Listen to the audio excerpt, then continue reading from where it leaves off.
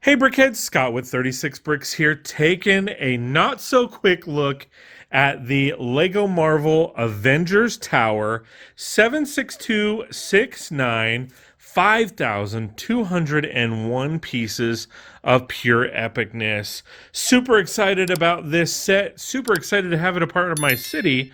Let's check it out.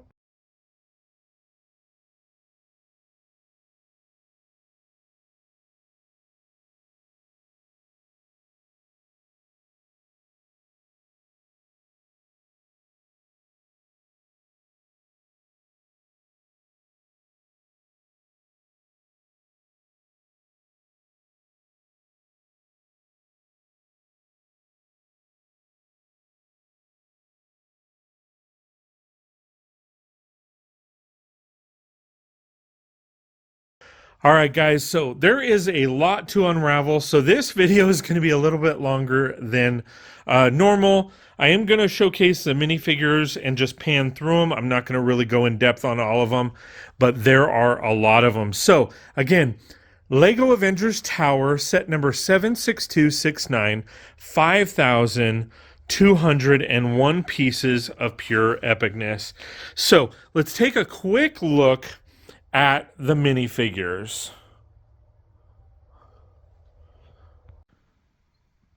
All right, guys, so there are 31 minifigures in total. So we have Tony Stark, Iron Man Mark 7, Iron Man Mark 6, Captain America, a second Captain America, Thor, Black Widow.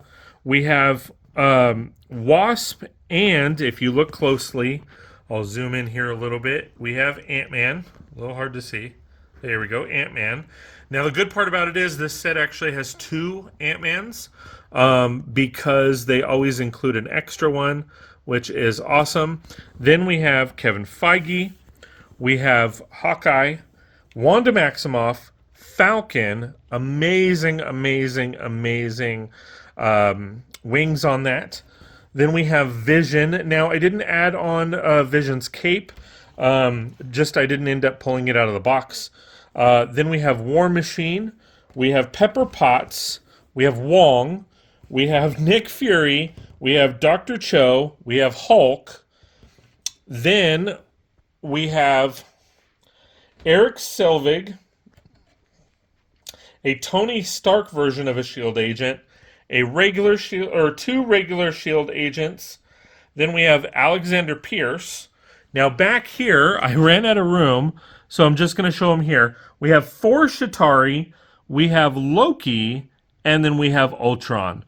So 31 minifigures in total. Wow, there's a lot going on with this. Super excited about this set and all of the minifigures incorporated. Again, not going to show them individually, but there are some gems in here that are really cool. To be honest, I'm not too keen on the whole multiple Chitauri, the multiple agents, but I get it, and I'm you know, it's good to have them, right? So ultimately, those are the minifigures. Now we're going to go ahead and take a look at these little mini builds here before we get to the big build.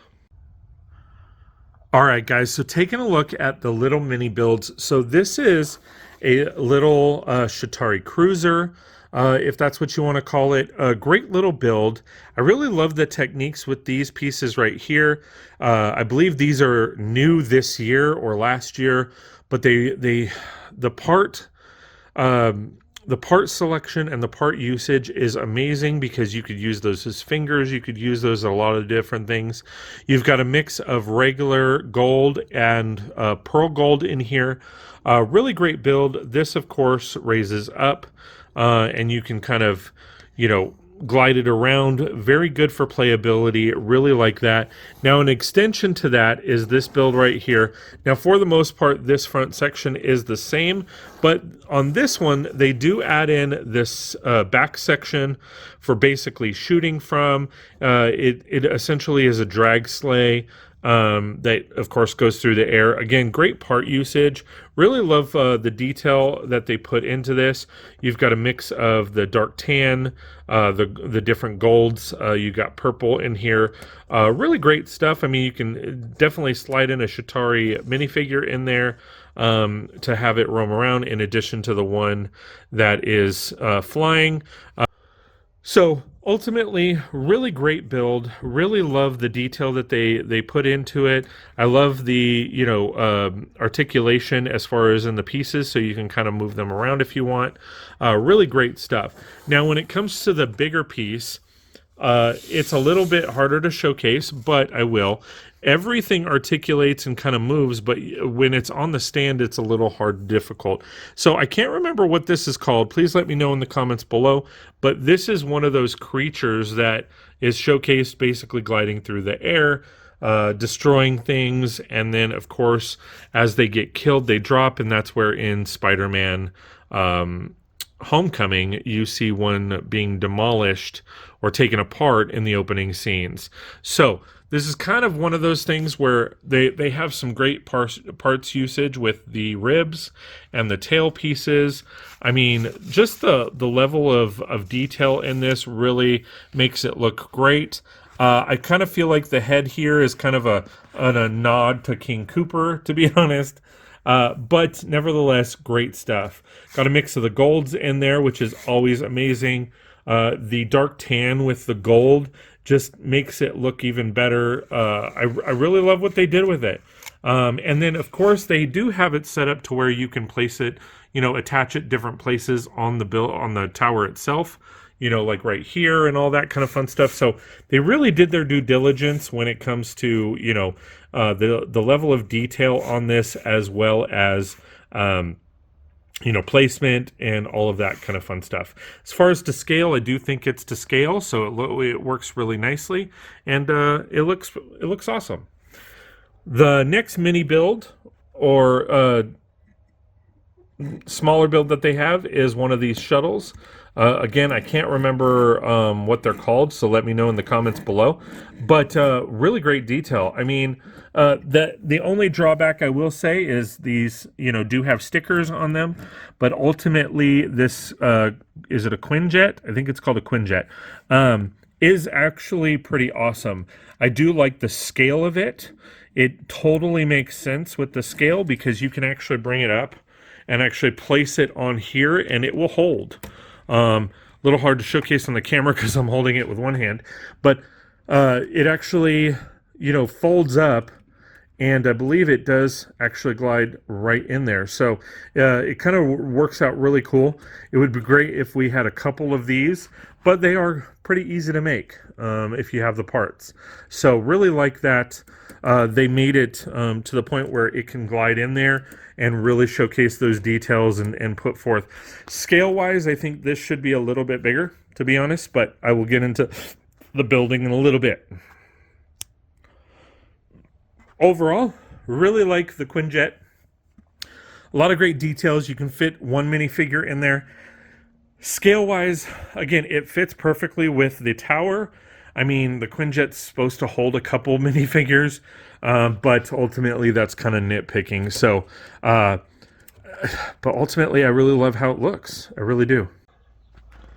In addition to those, we also have a couple of these mini builds right here. So this mini build is actually showcased on the top of the box with the minifigures. It's called Dumb E. It's basically Tony Stark's machine that helps him, build stuff and all of that. Great little easy build. Very simple, but it works. It really does.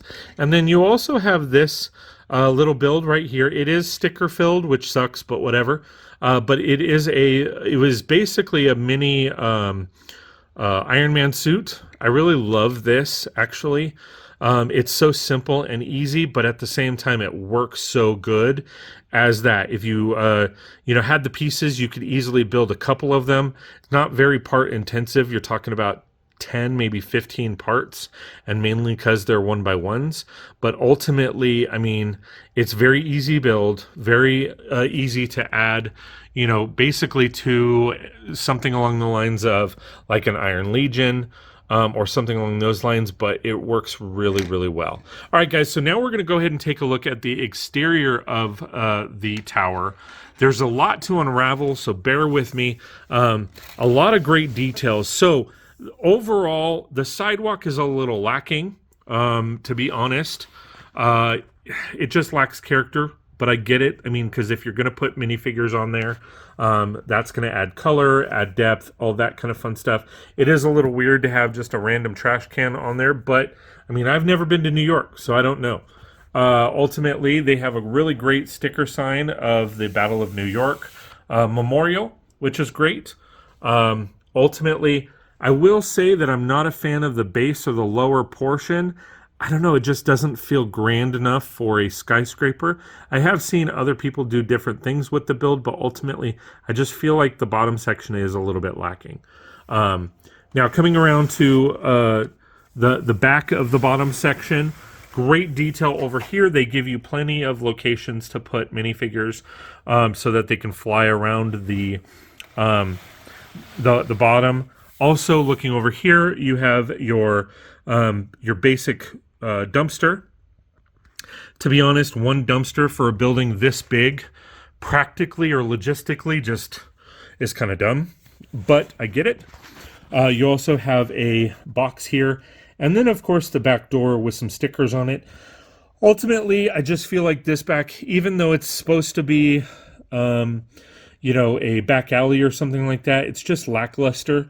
I haven't come across many skyscrapers in my life, but I mean, usually with skyscrapers, they're finished all the way around. But ultimately, I get it. I mean, this thing already has 5,201 pieces, so adding those pieces would be a lot. So I get it.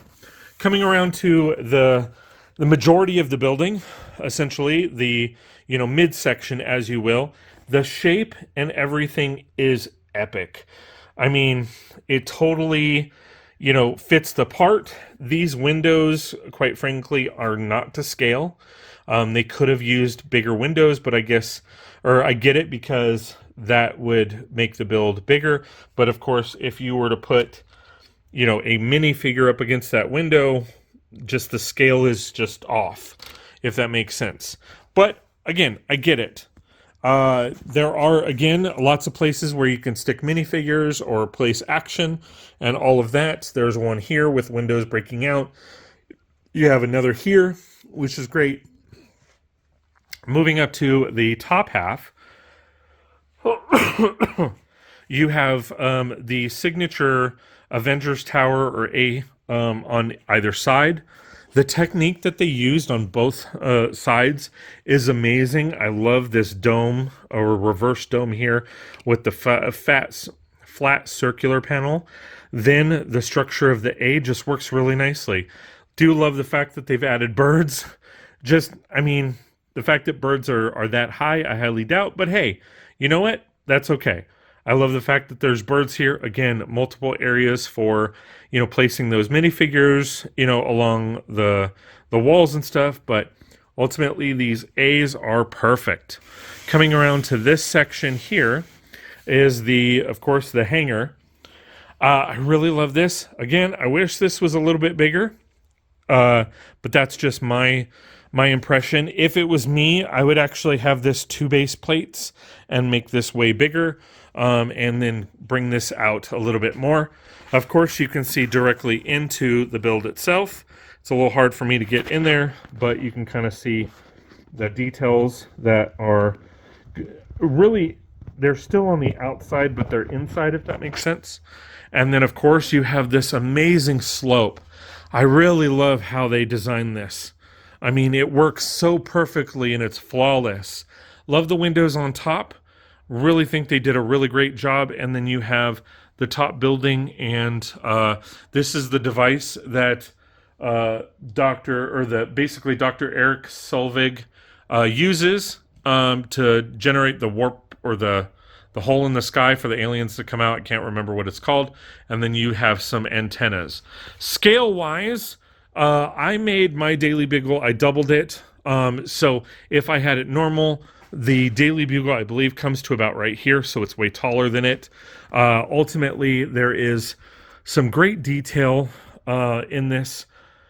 They just did such a good job with it, though. I really love the angles, the slopes, all of that stuff. The archway, they did really good. I just don't think it's all that big. That's the problem. Not as far as height. I mean, it could be bigger, but I just think as far as the narrowness of it or width of it, I just think that's a little bit lacking.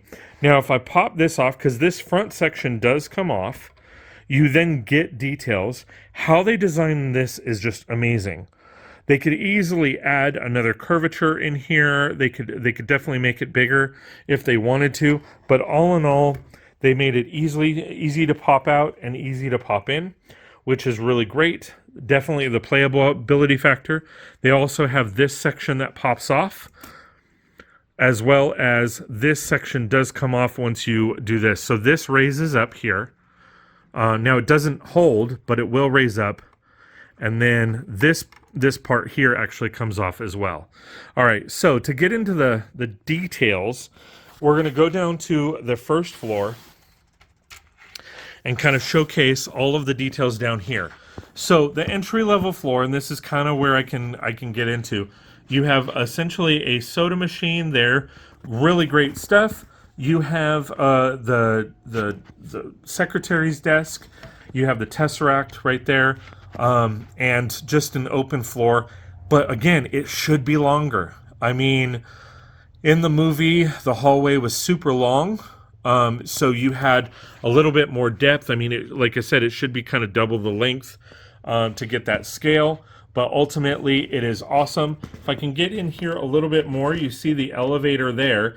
I love those elevator arrow pieces. I wish we could buy them individually other than on Bricklink. However, the pieces that are used specifically for IP sets are not readily available, unfortunately.